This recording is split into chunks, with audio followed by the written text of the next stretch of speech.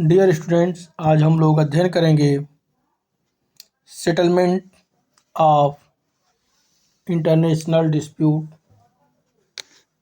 अंतर्राष्ट्रीय विवादों का निपटारा। अंतर्राष्ट्रीय विधि का यह प्रयास रहा है कि राष्ट्रीय व अंतर्राष्ट्रीय विवादों का शांतिपूर्ण एवं न्यायोचित तरीके से इसका निराकरण किया जाए, इसका समाधान किया जाए। यह अहिंसात्मक तरीका भी है। विवादों के निपटारे के लिए अंतर्राष्ट्रीय विधि में कोई विनिर्दिष्ट प्रावधान तो नहीं है, लेकिन जो कुछ भी व्यवस्था उपलब्ध है वह प्रथागत नियमों के रूप में है। साथ ही विवादों के निपटारे में जो संधियों, ट्रीटीज एवं कन्वेंशन, अभिसमयों की सहायता ली जाती है। विवाद क्या है, पहले इसको हम लोग समझते हैं। विवाद, डिस्प्यूट को समझ लेना हम लोगों के लिए बहुत महत्वपूर्ण है। विवाद शब्द कोई सार्वभौम, यूनिवर्सल और सर्वसम्मत परिभाषा तो उपलब्ध नहीं है, लेकिन जो प्रचलित भाव है, इसमें कहा जा सकता है किसी बात पर दो पक्षों में असहमति, या संघर्ष की स्थिति ही विवाद है। दो पक्षों में अगर किसी बात को लेकर असहमत हो जाती है या संघर्ष हो जाता है तो उसी को कहते हैं कि विवाद है। ओपेनहाइम, अकॉर्डिंग टू ओपेनहाइम के अनुसार विधिक विवाद से अभिप्राय ऐसे विवाद से है जिनमें विवाद के पक्षकार अंतर्राष्ट्रीय विधि द्वारा मान्य आधारों पर अपने दावों तथा तर्कों की वकालत करते हैं। Legal disputes are those in which the party to the dispute base their respective claims and contentious on ground recognized by international law. इस अगर हम डिफिनीशन में देखें तो ये तो स्पष्ट हो जाता है कि राष्ट्रीय या अंतर्राष्ट्रीय विवाद दो तरह से हो सकते हैं, या तो लीगल या तो पॉलिटिकल। विधिक विवादों को छोड़कर अन्य सारे विवाद समान तौर पर राजनीतिक विवाद या हितों के संघर्ष से जुड़े विवाद होते हैं। कोई विवाद विधिक है, लीगल है या पॉलिटिकल है, राजनीतिक है, इस प्रश्न की अवधारणा राज्यों की सोच और दृष्टिकोण पर निर्भर करता है। और इन दोनों के बीच अगर हम अंतर देखें तो ऑब्जेक्टिव है, वस्तुनिष्ठ प्रकार का होता है। ऑब्जेक्टिव होता है यदि राज्य अपेक्षा करता है कि उनके विवादों का निपटारा विधि के अनुसार किया जाए तो ऐसे विवाद को विधिक विवाद कहा जा सकता है। यह राज्यों की आशंका होती है कि निर्णय उनके प्रतिकूल हो सकता है तो विवाद राजनीतिक विवाद का रूप धारण कर लेता है। अंतर्राष्ट्रीय न्यायालय की जो समिति है, इंटरनेशनल जस्टिस जो इंस्टीट्यूट है, इंटरनेशनल कोर्ट ऑफ जस्टिस जो इंस्टीट्यूट है, उसके आप देखेंगे आर्टिकल 36 पैरा 2 में कि न्यायालय की अनिवार्य अधिकारिता के संबंध में लीगल डिस्प्यूट का उल्लेख किया गया है, विधिक विवादों का किया गया है। विवादों के निपटारे के लिए दो तरीके बताए गए हैं। पहला है पेसिफिक और एमिकेबल मीन्स, यानी शांतिपूर्ण मैत्रीपूर्ण तरीके। सेकेंड जो तरीका है कंपल्सिव या कोवर्सिव मीन्स, बाध्यकारी तथा प्रपीड़क तरीके। तो पहले हम लोग अध्ययन करते हैं पेसिफिक और एमिकेबल मीन्स, शांतिपूर्ण तथा मैत्रीपूर्ण क्या तरीका है। तो इसको हल करते जब हैं तो तरीका है आर्बिट्रेशन,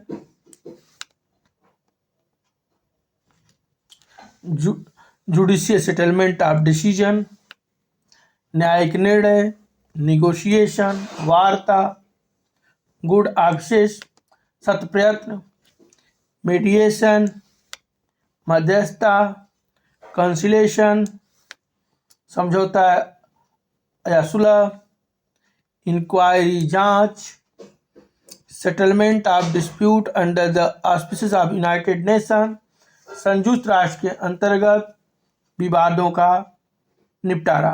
तो पहला हम लोग अध्ययन करते हैं आर्बिट्रेशन। जो ये पेसिफिक और एमिकेबल मीन्स है, शांतिपूर्ण या मैत्रीपूर्ण तरीका है, यह राष्ट्रीय और अंतर्राष्ट्रीय विवादों का शांतिपूर्ण निपटारा का सबसे सर्वोत्कृष्ट तरीका माना जाता है। और संयुक्त राष्ट्र संघ का, यूनाइटेड नेशन का भी यही उद्देश्य रहता है कि अंतर्राष्ट्रीय विवादों का निपटारा जो है मैत्रीपूर्ण तरीके से हो। और संयुक्त राष्ट्र चार्टर के अगर देखेंगे आर्टिकल 2 पैरा 3 में अनुच्छेद 2 के परिच्छेद में यह कहा गया है कि सभी सदस्य अपने अंतर्राष्ट्रीय विवादों का जो निपटारा शांतिपूर्ण साधनों द्वारा करने का प्रयास करेंगे। यह चार्टर के आर्टिकल 2 पैरा 3 में कहा गया है। इसी तरह आर्टिकल 33 और के पैरा 1 में अनुच्छेद 33 के परिच्छेद 1 में विवादों के लिए शांतिपूर्ण तरीकों का जो है उल्लेख किया गया है। राज्यों के अधिकार एवं कर्तव्य प्रारूप घोषणा the draft declaration on the rights and duties of state के आर्टिकल 8 में अनुच्छेद 8 में यह प्रावधान किया गया है कि प्रत्येक राज्य का यह कर्तव्य है कि वह अन्य राज्यों के साथ अपने विवादों का निपटारा शांतिपूर्ण तरीके से इस प्रकार करे कि अंतर्राष्ट्रीय शांति, सुरक्षा तथा न्याय, international peace, security and justice को संकट उत्पन्न न हो। इस संबंध में अगर हमको देखना है हम लोगों को तो निकारागुआ में था उसके विरुद्ध सैनिक तथा अर्धसैनिक कार्यों से संबंधित मामला हम देख कर सकते हैं। In the case of concerning military and paramilitary activities in against Nicaragua में न्याय के अंतर्राष्ट्रीय न्यायालय का जो निर्णय है बहुत महत्वपूर्ण है। इसमें अंतर्राष्ट्रीय न्यायालय द्वारा यह कहा गया कि संयुक्त राष्ट्र के चार्टर के आर्टिकल 33 में शांतिपूर्ण तरीकों से विवादों के निपटारे के सिद्धांत का अंतर्राष्ट्रीय विधि का प्रथम प्रथागत नियम है, कस्टमरी रूल्स है, इसको माना गया। अब हम देखते हैं जो पहला तरीका है आर्बिट्रेशन, माध्यस्थम। माध्यस्थम को विवाचन आर्बिट्रेशन भी कहा जाता है। माध्यस्थम से पक्षकारों द्वारा किसी विवाद को विधिक विनिश्चय के लिए व्यक्तियों के समूह या अधिकरण को सौंपने से है। एक केस है कतार वर्सेस बहरीन के मामले में अंतर्राष्ट्रीय न्यायालय द्वारा माध्यस्थम शब्द का अर्थ बताया गया। इनके अनुसार जो बताया गया उसमें कहा गया कि सार्वजनिक अंतर्राष्ट्रीय विधि के प्रयोजनार्थ माध्यस्थम शब्द सामान्यतः अपने मनोचित न्यायाधीशों द्वारा और विधि के सम्मान के आधार पर राज्यों के बीच विवादों के निपटारों और की ओर इंगित करता है। हेग अभिसमय 1899 में माध्यस्थम के बारे में यह कहा गया कि अंतर्राष्ट्रीय विवाचन यानी माध्यस्थम का उद्देश्य राज्यों के बीच विवादों का निपटारा अपने द्वारा चुने गए न्यायाधीशों द्वारा विधि के सम्मान के आधार पर करना है। हम देखेंगे कि अंतर्राष्ट्रीय विवादों का माध्यस्थम के द्वारा निपटाए जाने की प्रथा अतीत से चली आ रही है। वर्तमान परिप्रेक्ष्य में अगर हम देखें तो माध्यस्थम की व्युत्पत्ति जो है का श्रेय अमेरिका और इंग्लैंड के बीच की गई 1794 की जय ट्रीटी है। और इसके बाद हम देखेंगे 1872 में अल्बामा क्लेम्स आर्बिट्रेशन के माध्यम से जो है विवाचन द्वारा विवादों का निपटारा किया गया। अल्बामा क्लेम्स जो है मामले में माध्यस्थम की व्यवस्था जो है काफ़ी गति मिली। इसी संदर्भ में ग्रेट ब्रिटेन फ्रांस के बीच जो है 1903 में 1903 का विवादों के शांतिपूर्ण निपटारे से संबंधित जो है विषय में the convention concerning the Pacific settlement of dispute 1903 उल्लेखनीय है। इसमें पक्षकारों के बीच उत्पन्न विवादों को माध्यस्थम से निपटाने का जो है प्रयास किया गया है।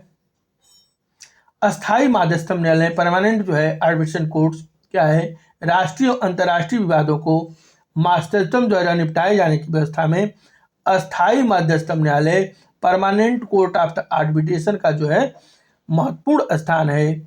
और इसको 1988 एवं 1907 के जो है आप देखेंगे हेग शांति सम्मेलनों के माध्यम से अंतर्राष्ट्रीय विधि के विवादों के मार्ग जो है प्रशस्त किए गए हैं। इस सम्मेलन में विवादों के शांतिपूर्ण निपटाने के लिए अविषय में अस्थायी माध्यस्थम न्यायालय के गठन की व्यवस्था की गई। और इसमें जो प्रावधानों के अनुसार जो है पक्षकार अपनी पसंद के माध्यस्थम नियुक्त कर जो है विवादों को अस्थायी मध्यस्थम न्यायालय के समक्ष जो है प्रस्तुत करते हैं और मध्यस्थों के माध्यम से न्यायालय विवादों का निपटारा जो है करता है। कुछ मध्यस्थों द्वारा निपटाए गए मामले जो है महत्वपूर्ण है।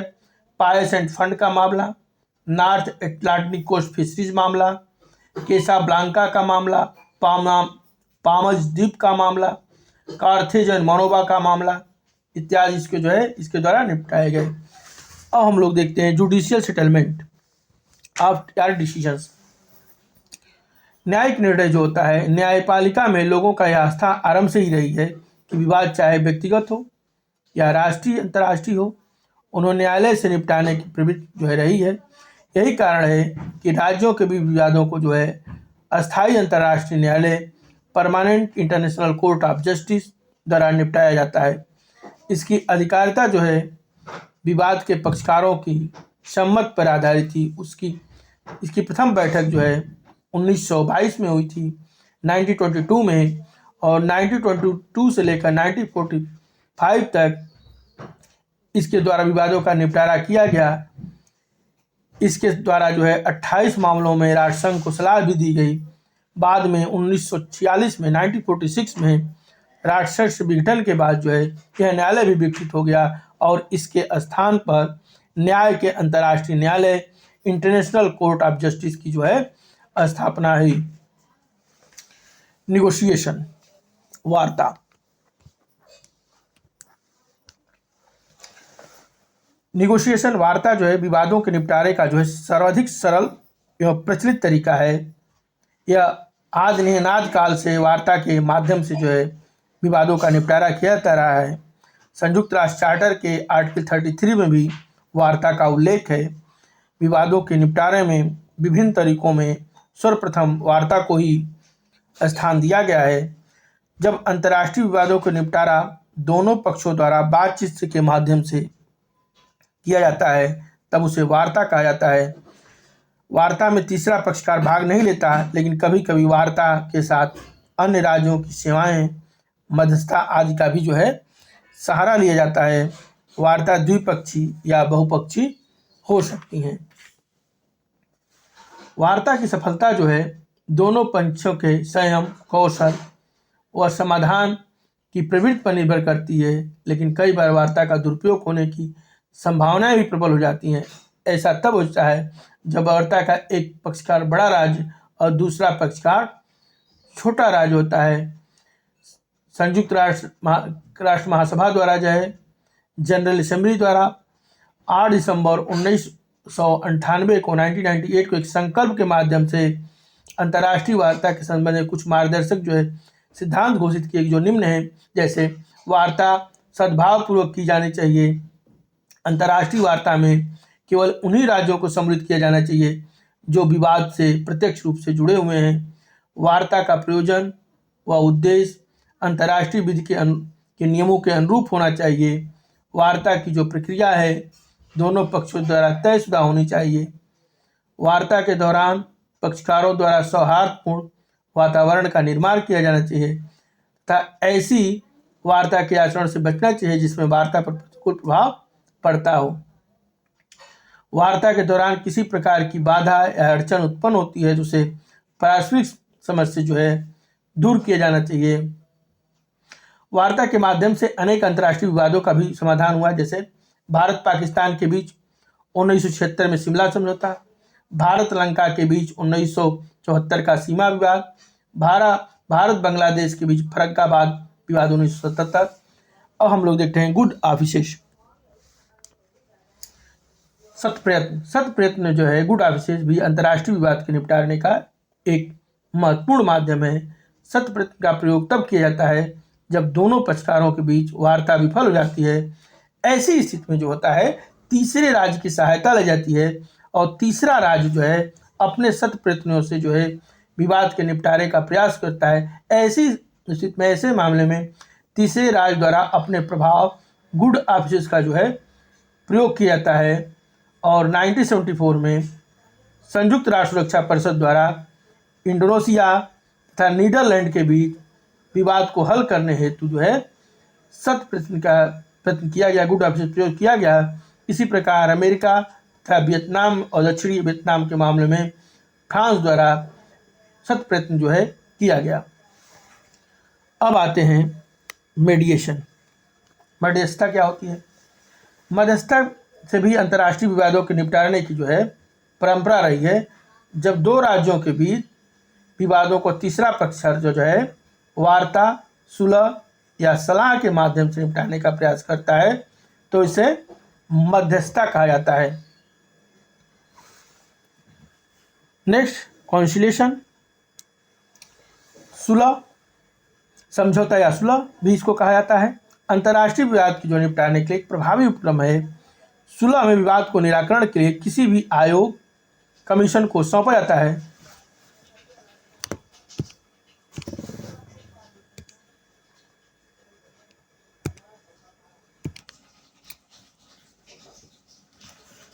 कॉन्सिलिएशन,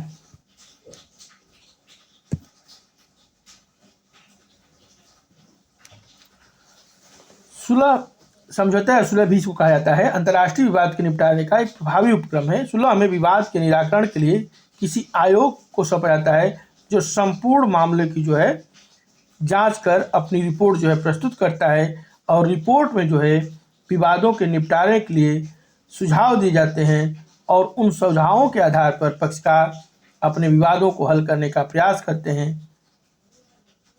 सुलह की प्रक्रिया जो है मध्यस्थता, जांच एवं माध्यस्थता से जो है भिन्न है। सुलह में विवाद आयोग को इसलिए सौंपा जाता है कि वे तथ्यों का पता लगाकर विवाद के हल के सुझाव दे, जबकि मध्यस्थता में तीसरा व्यक्ति विवादित पक्षकारों के साथ मिलकर वार्ता में जो है भाग लेता है। सुलह में आयोग के सुझाव पक्षकारों पर बाध्यकारी नहीं होते, जबकि एवार्ड, पंचाट पक्षकारों पर बाध्यकारी होते हैं। सुलह और जांच में अंतर है कि जांच का उद्देश्य जो है तथ्यों को सुनिश्चित करना चाहता है। इसमें न तो सुझाव दिए जाते हैं न ही कोई प्रस्ताव रखे जाते हैं, जबकि सुलह में सुझाव प्रस्तावित किए जाते हैं। अब आते हैं इंक्वायरी, जांच। जब विवाद के तथ्यों की सुनिश्चित करने के लिए जो है स्वतंत्र और निष्पक्ष जांचकर्ताओं, अन्वेषणकर्ताओं के आयोग का गठन किया जाता है तो उसे हम इंक्वायरी, जांच कहते हैं। की प्रक्रिया जो है ऐसा प्रयोग केवल तथ्यों को सुनिश्चित करता है। हेग अभिसम्मेलन, हेग कॉन्फ्रेंस 1899 में जांच की प्रक्रिया के विकास के प्रयास किए गए। इसमें यह कहा गया कि जो राज्य अपने विवादों के निपटारे के लिए मध्यस्थता या मध्यस्थम का सहारा नहीं लेना चाहते वे जांच की प्रक्रिया को जो है स्वीकार कर सकते हैं, अंकित कर सकते हैं। अनेक जो है विवादों का निपटारा जांच के माध्यम से किया गया है। 1912 में देखेंगे, 1912 में टेवेनाग्नो और 1916 में हुबांतिया के विवादों का जो है निस्तारण जो है जांच के माध्यम से जो है किया गया। इसी तरह हम लोग देखेंगे settlement of dispute under the auspice of United nation.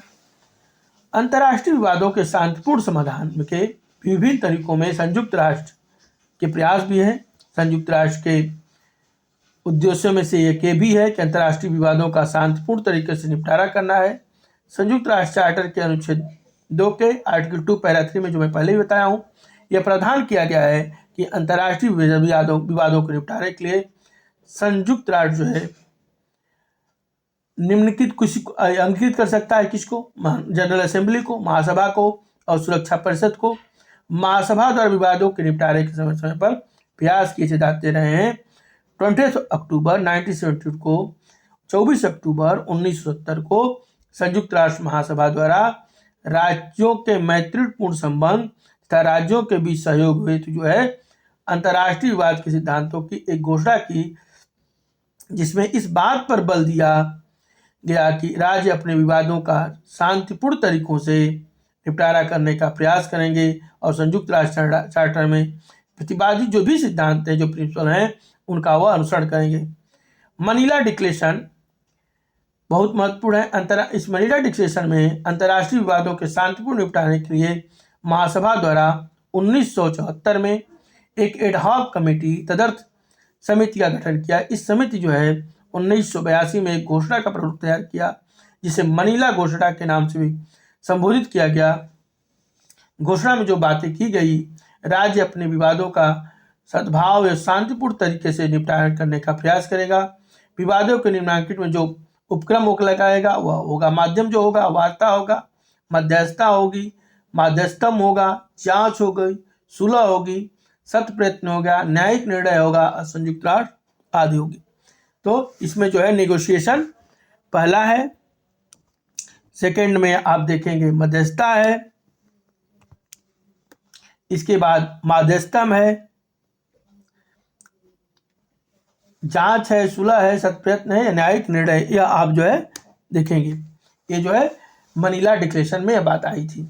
अब नेक्स्ट में हम देखेंगे कंपल्सिव व कोर्सिव मीन्स, बाध्यकारी तरीके। बाध्यकारी तरीकों पर जो है इस पर प्रपीड़क तरीके क्या कहा जाता है, कोर्सिव मीन क्या है, इसके जो है जो तरीके बताए गए हैं, पहला रिटॉर्शन, प्रतिकार, रिप्राइजल प्रतिशोध, एम्बार्गो व्यापार प्रतिशोध, पैसिफिक ब्लॉकेड शांतिपूर्ण नाकाबंदी, इंटरवेंशन, हस्तक्षेप। तो पहला तरीका हम देखते हैं हम लोग, क्या रिटॉर्शन क्या होता है, प्रतिकार क्या है, प्रतिकार क्या है। इसका अर्थ होता है बदला लेना। इसे भी कहा जा सकता है जैसे के साथ वैसा व्यवहार, टिट फॉर टैट। जब कोई राज्य अन्य राज्य के साथ अभद्रता और समानता का व्यवहार करता है तो उसे अन्य राज्य को अंतर्राष्ट्रीय विधि के अंतर्गत प्रतिकार का अधिकार मिल जाता है। यह बाध्यकारी अथवा प्रपीड़क उपाय है। इसी तरह हम देखते हैं रिप्राइजल्स, प्रतिशोध, बलपूर्वक प्रतिकार भी कहा जाता है इसको। जब प्रतिकार द्वारा समस्या का समाधान अथवा विवाद का हल नहीं होता है तब अंतर्राष्ट्रीय विधि के अंतर्गत राज्यों को प्रतिशोध का अधिकार मिल जाता है। प्रतिशोध का प्रयोग समानतः तभी किया जाता है जब कोई अन्य राज्य अनुचित अथवा अवैध कार्य करता है। स्टार्क के अनुसार प्रतिशोध अथवा बलपूर्वक प्रतिकार ऐसी कार्रवाई है जो एक राज्य दूसरे राज्य के विरुद्ध प्रतिकार स्वरूप की जाती है। पहले प्रतिशोध केवल संपत्ति या व्यक्तियों के अधिग्रहण तक ही सीमित था, किंतु बाद में इसका क्षेत्र व्यापक हो गया और प्रतिकार जो है अन्य कार्यों को भी सम्मिलित कर, जैसे बम वर्षा करना, राज्य के राज्य क्षेत्रों का अधिग्रहण करना, जलयानों का अभिग्रहण करना, नागरिकों के परिसंपत्तियों का अवरोध करना, अन्य किसी संपत्ति या अधिग्रहण करना। विधिपूर्ण प्रतिशोध के लिए अंतर्राष्ट्रीय विधि के अंतर्गत कुछ शर्तों का पालन किया जाना भी अपेक्षित किया जाता है। जैसे प्रतिशोध का प्रयोग तभी किया जाना चाहिए जब अन्य उपाय असफल हो जाए, जब राज्य को अपने कार्य अथवा उद्देश्य में सफलता मिल जाती है तब प्रतिशोध का प्रयोग रुक जाना चाहिए। प्रतिशोध की कार्रवाई केवल संबंधित राज्य तक ही सीमित रहनी चाहिए, अन्य राज्यों के अधिकार इससे प्रभावित नहीं होने चाहिए। प्रतिशोध के उपाय समानुपातिक होने चाहिए। अब हम लोग देखते हैं एम्बार्गो, व्यापार प्रतिषेध। व्यापार प्रतिषेध को घाटबंदी भी कहा जाता है, कहीं कहीं आपको लिखा हुआ मिलेगा।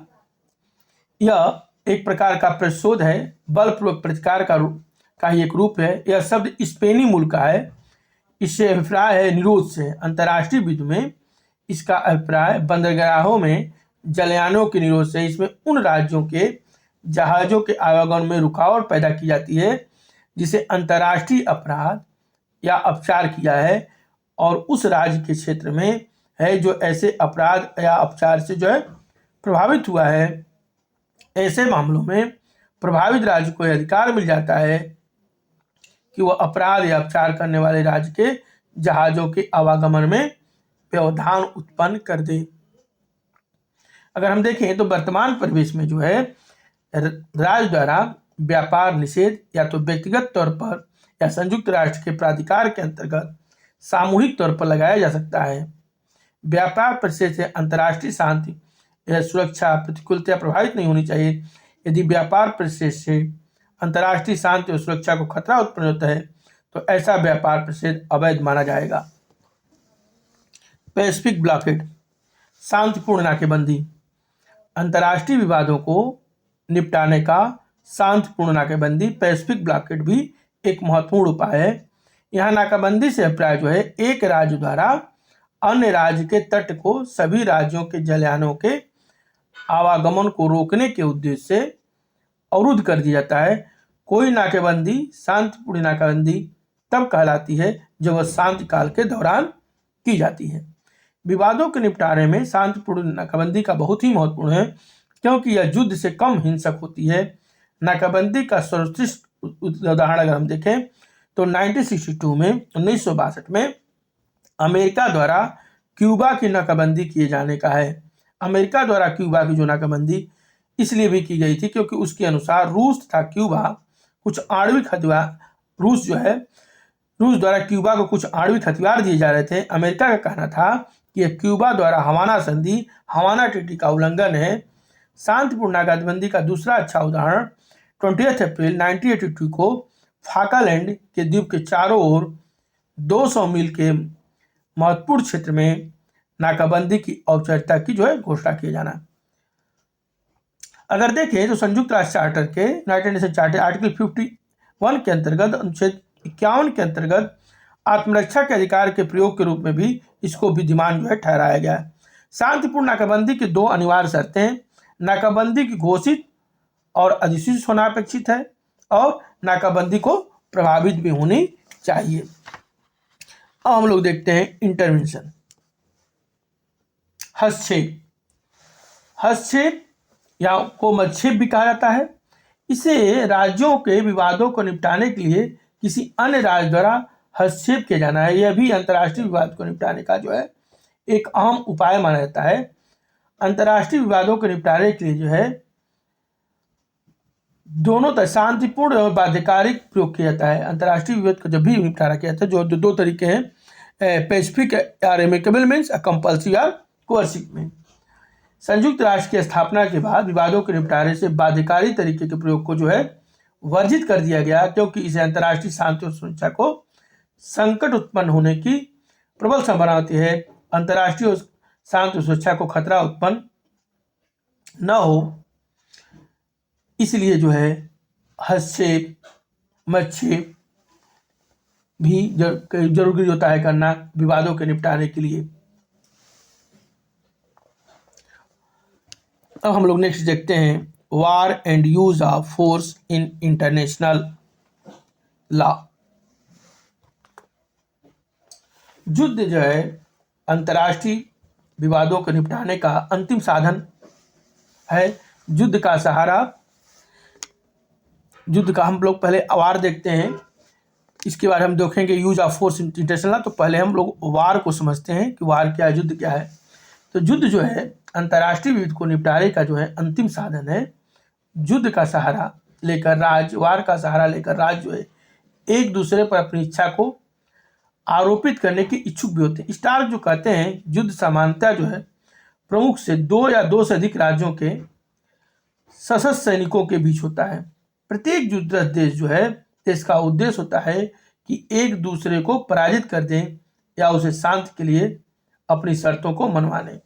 ओपेनहाइम कहते हैं कि युद्ध जो है दो या दो से अधिक राज्यों के बीच उनके सशस्त्र बलों का द्वारा संघर्ष है, जिसका उद्देश्य एक दूसरे को पराजित करना, शांति एवं ऐसी शर्तों को आरोपित करना जिनका विजयी राज्य इच्छुक हो।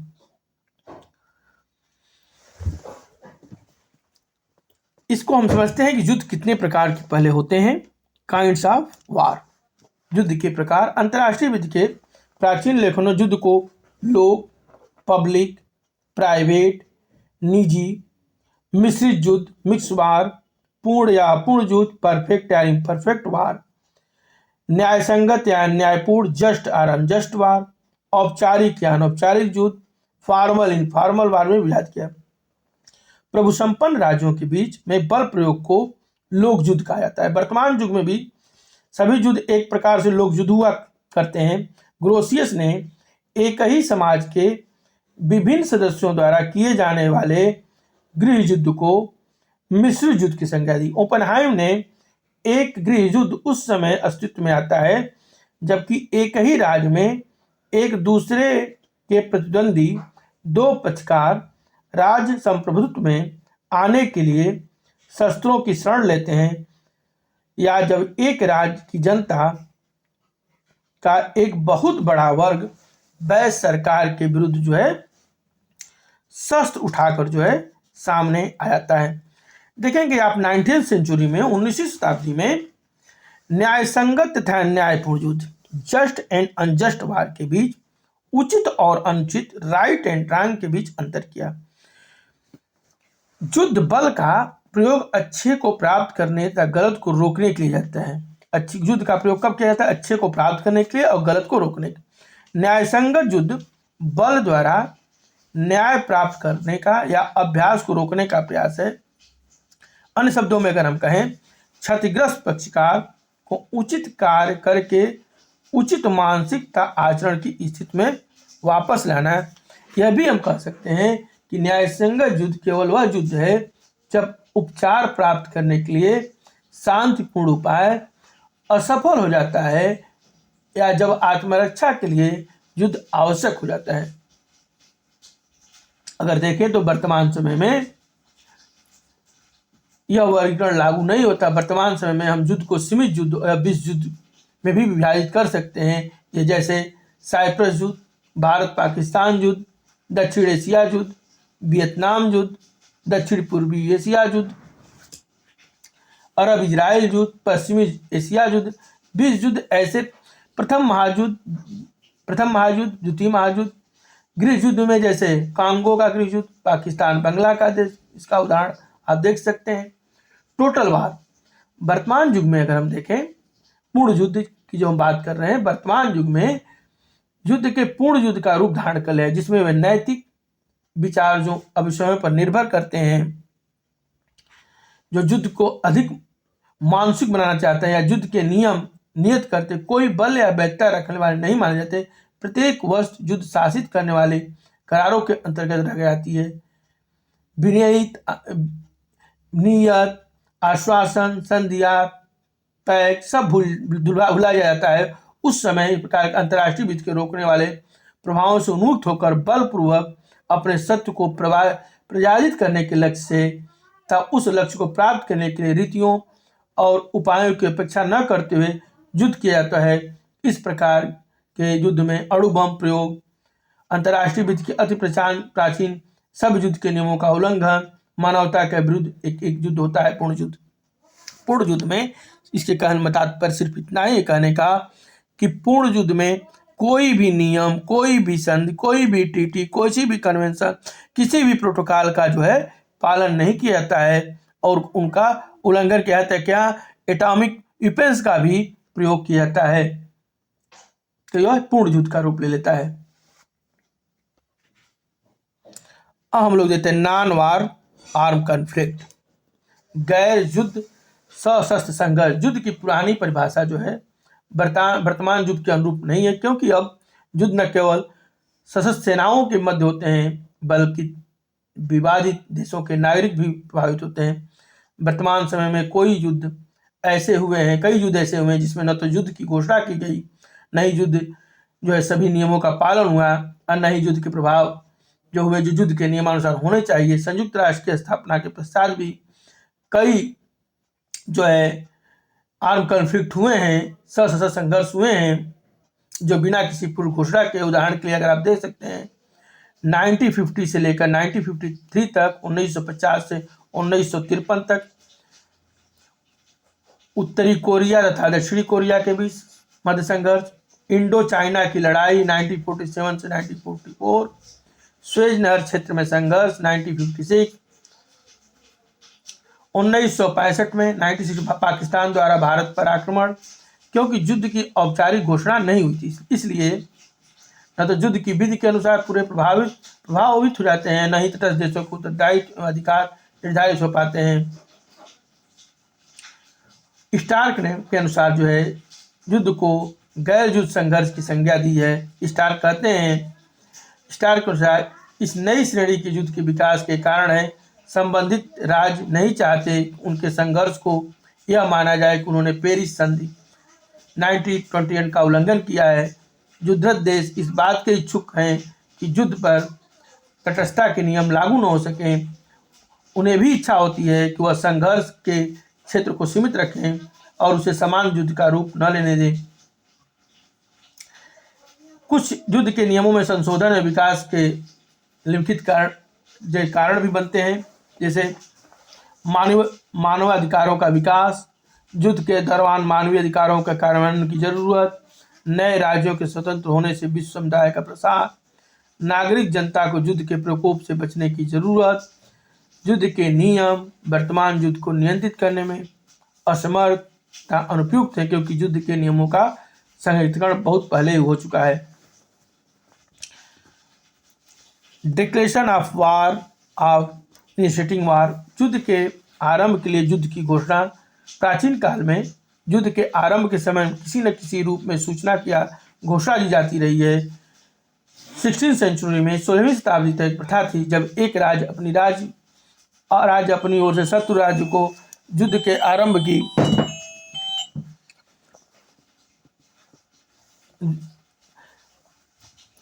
शत्रु राज्य को युद्ध के आरंभ की सूचना पत्र द्वारा या किसी विशेष दूत द्वारा सूचना दी जाती थी। इस प्रथा को रोमन तथा यूरोप के राज्यों ने 17वीं शताब्दी के मध्य तक समान रूप से अनुसरण किया।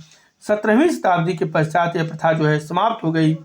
17वीं शताब्दी में ग्रोसस ने युद्ध के प्रारंभ के लिए युद्ध की घोषणा आवश्यक है। फिर भी 18वीं 19वीं शताब्दी में अनेक युद्धों ने इस नियम का अनुसरण नहीं किया।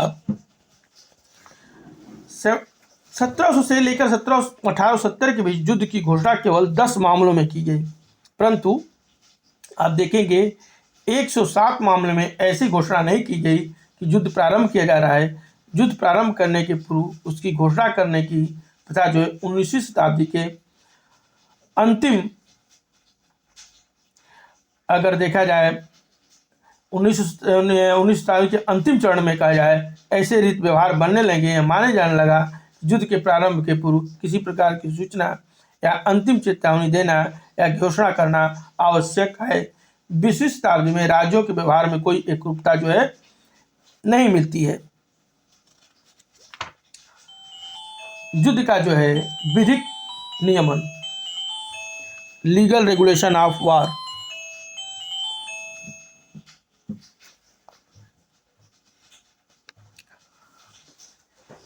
वर्तमान समय अगर देखा जाए तो न केवल आक्रमण को समाप्त करने के लिए बल्कि युद्ध को भी समाप्त करने के लिए प्रयत्न किए गए हैं, जिसे उचित, न्यायोचित, विधिक या न्यायसंगत कहा जाता है। वर्तमान समय में किसी विवाद के निपटारे के लिए बल के प्रयोग का सिद्धांत की निंदा की जाती है।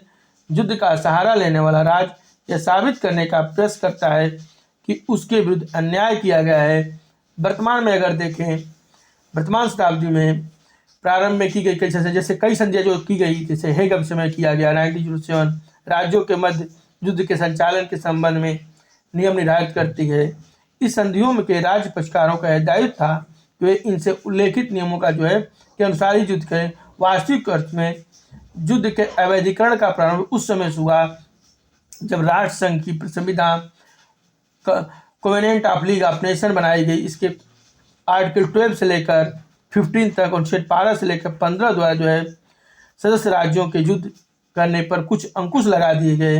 युद्ध का आश्रय लेने के लिए महत्वपूर्ण विनियमों का प्रावधान किया गया। इनमें प्रावधान किया गया था कि कोई भी सदस्य राज्य अपने विवादों का हल मध्यस्थता या निपटारे या परिषद द्वारा जांच के लिए ही सौंपेंगे तथा वे इस पर सहमत थे कि वे किसी भी दशा में युद्ध का आश्रय तब तक नहीं लिया जाएगा जब तक मध्यस्थता द्वारा पंचायत या न्यायिक निर्णय या परिषद द्वारा रिपोर्ट के बाद ही 3 महीने का समय समाप्त नहीं हो जाता। कोई सदस्य राज्य संविधा के प्रावधानों का उल्लंघन करके युद्ध करेगा तो उसे संघ की सभी सदस्यों के बीच युद्ध किया गया माना जाएगा, जो राज्यों के समुदाय के विरुद्ध आक्रमण के समान है। इस प्रकार हम कह सकते हैं युद्ध प्रारंभ करने पर संविधा द्वारा अंकुश लगाया गया। ये अंकुश केवल राष्ट्र संघ के सदस्यों के सीमित था। 20वीं शताब्दी में के तीसरे दशक में की गई संधियां भी अनेक मामले में युद्ध की निंदा की गई। इसे अंतर्राष्ट्रीय अपराध व मानवता के विरुद्ध अपराध माना गया। ये संधियां हैं पारस्परिक सहायता की संधि 1923, treaty of mutual assistance of 1923, 1924 का जेनेवा प्रोटोकॉल ऑफ 1924, 1925 का लोकार्नो संधि बहुत ही महत्वपूर्ण है।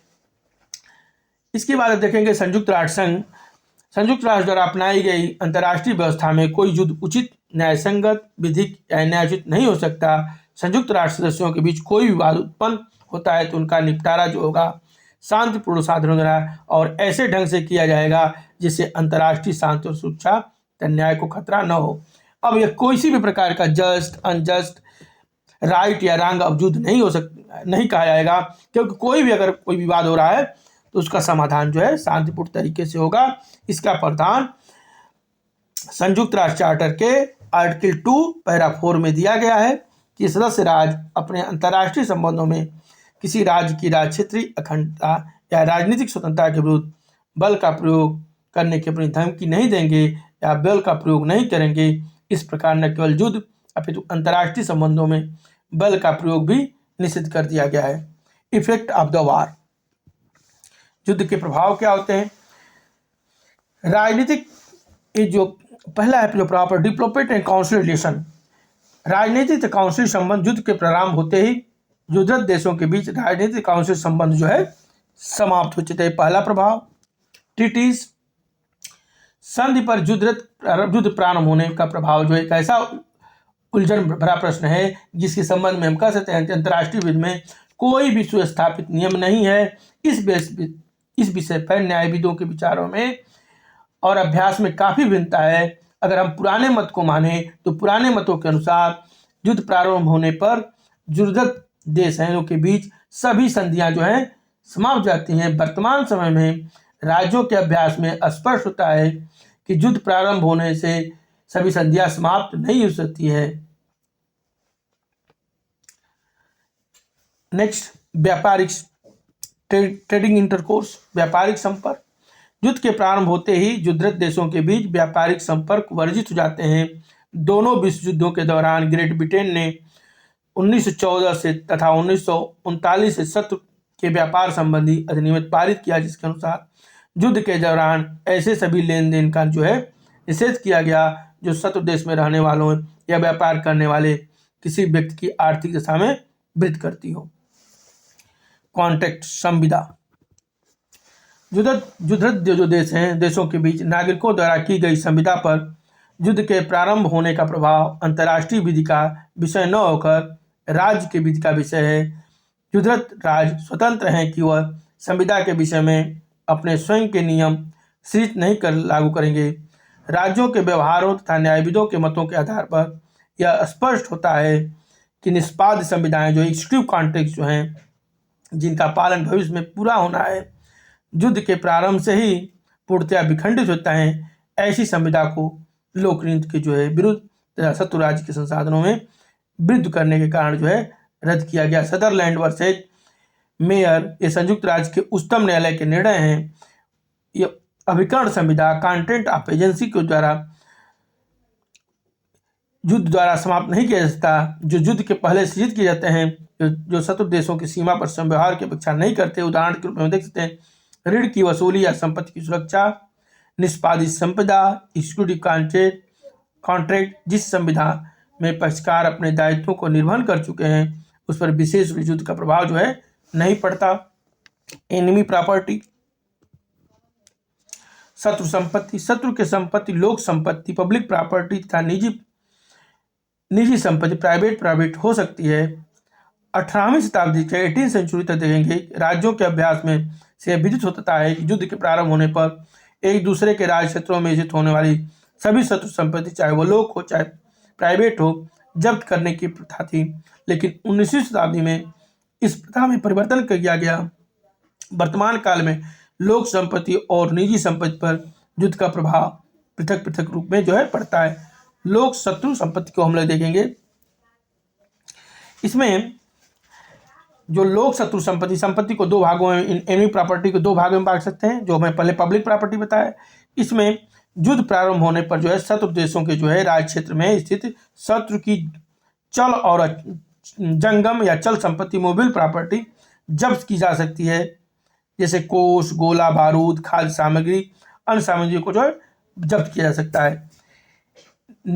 और स्थावर जो अचल संपत्ति को, इमूवेबल प्रॉपर्टी को अस्थायी रूप से लिया जा सकता है और उसको जब्त या उनका व्ययन नहीं किया जा सकता, केवल युद्ध के दौरान उसका उपयोग किया जा सकता है। जो प्राइवेट प्रॉपर्टी होती है, निजी शत्रु संपत्ति का, जिस पर युद्ध देश ने आधिपत्य कर लिया है, केवल अति आवश्यक पड़ने पर उसका सैनिक कार्यों के लिए जो है उपयोग किया जा सकता है। अब कॉम्बेटेंट एंड नॉन कॉम्बेटेंट्स, युद्धक और गैर युद्धक जो है, लड़ाकू या गैर लड़ाकू। अंतर्राष्ट्रीय विधि के अंतर्गत जो है युद्धरत देश के सैनिकों को दो भागों में विभाजित किया गया, युद्धक तथा गैर युद्धक, लड़ाकू और गैर लड़ाकू। युद्ध प्रारंभ होने पर लड़ाकू युद्धक सैनिकों की मृत्यु की जा सकती है, उन्हें बुरी तरह घायल किया जा सकता है तथा युद्धबंदी बनाया जा सकता है। वे सैनिक होते हैं जो नियमित रूप से सेना में होते हैं।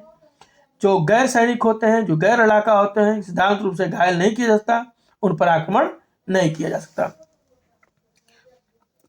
अब हम लोग देखते हैं belligerent and subject on enemy territory. शत्रु राज्य के प्रदेश पर युद्धरत राज्य के सैनिक belligerent and subject of enemy territory. युद्ध के प्रारंभ के साथ ही युद्धरत देश अपने अधिकार क्षेत्र के अंतर्गत शत्रु नागरिक पर नियंत्रण करने का अधिकार जो है प्राप्त कर लेते हैं, जिससे उन्हें शत्रु को किसी प्रकार की सहायता या लाभ देने से वंचित रखा जा सके। शत्रु देश के नागरिकों को विभिन्न वर्गों पर पड़ने वाले प्रभाव पृथक पृथक होते हैं और अंतर्राष्ट्रीय विधि का यह रूढ़िगत नियम है, कस्टमरी रूल्स है कि गैर लड़ाकू नागरिकों की वापसी उचित अवधि के अधीन की जानी चाहिए। जो सुरक्षा बल का वास्तविक संभावित सदस्य नहीं है या जिनसे असंभावना नहीं है कि वे सैनिक मौत की सूचना देंगे, उन पर न तो आक्रमण किया जाता है, न ही उन्हें क्षति पहुंचाई जाती है, परंतु नागरिकों को निश्चित वर्गों से, जैसे शत्रु देशों के व्यापारियों को, बिना शारीरिक या संपत्ति के क्षति के तब तक के लिए गिरफ्तार किया जा सकता है जब तक कि शत्रु के एक दूसरे के दृष्टिकोण में स्पष्टीकरण जो है नहीं हो जाए। Thank you.